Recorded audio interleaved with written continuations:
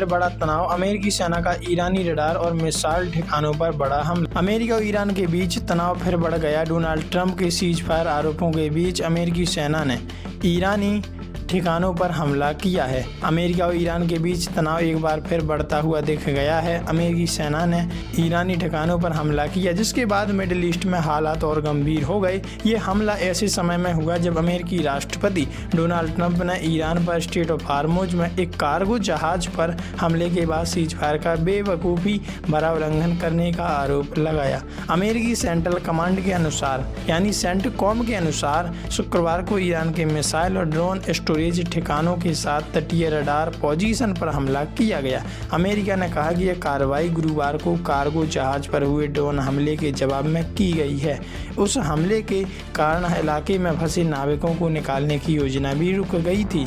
Iran ने cargo जहाज पर हमले को सही ठहराते हुए कहा कि जहाज खाड़ी के जलमार्ग से गुजरने के लिए बिना अनुमति वाले रास्ते का इस्तेमाल कर रहा था। ईरान ने अमेरिकी हमलों को लेकर क्या कहा? अमेरिका हमले के बाद ईरान ने भी पलटवार किया और अमेरिका पर अंतरिम समझौते का उल्लंघन करने का आरोप लगाया। ईरान का कहना है कि उसने जवाबी कार्रवाई में अमेरिकी सेना से जुड़े ठिकानों को निशाना बनाया। सेंटकॉम ने बयान जारी कर कहा कि अमेरिकी हमले एक दिन पहले हुए ड्रोन अटैक का मजबूत जवाब है। अमेरिका का कहना है कि ईरान की सेना द्वारा कमर्शियल शॉपिंग पर हमला सीज फायर का साफ उल्लंघन है। साथ ही ईरान की आक्रामक कार्रवाई ने समुद्री व्यापार और नेविगेशन की स्वतंत्रता को भी खतरे में डाल दिया है। अमेरिका ने यह भी कहा कि वह स्ट्रेट ऑफ हार्मुज से गुजरने वाले कमर्शियल जहाज़ों को सुरक्षित रास्ता उपलब्ध कराने के लिए मदद जारी रखेगा। ईरान के विदेश मंत्रालय ने शनिवार 27 जून 2026 को सुबह बयान जारी कर कहा कि अमेरिका ने समझौते का उल्लंघन किया। ईरान ने इसे पूरे संकट के लिए अमेरिका को जिम्मेदार ठहराया। IRGC ने कहा कि उसकी नेवी ने अमेरिकी सैन्य ठिकानों को निशाना बनाया है, हालांकि ज़्यादा जानकारी नहीं दी गई। ईरानी ड्रोन से बहरीन पर किया गया हमला।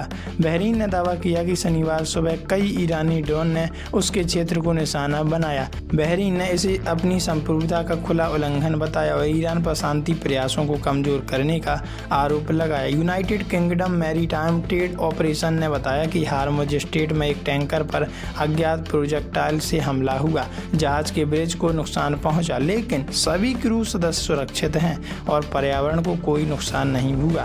फरवरी के आखिर में अमेरिका और इजरायल के हमलों के बाद ईरान ने हार्मुज स्ट्रेट पर कड़ा नियंत्रण शुरू कर दिया था। यह समुद्री रास्ता तेल और गैस सप्लाई के लिए बेहद अहम माना जाता है। इसके प्रभावित होने से दुनिया भर में तेल की कीमतों में उछाल आया और जरूरी सामानों की सप्लाई भी प्रभावित हुई।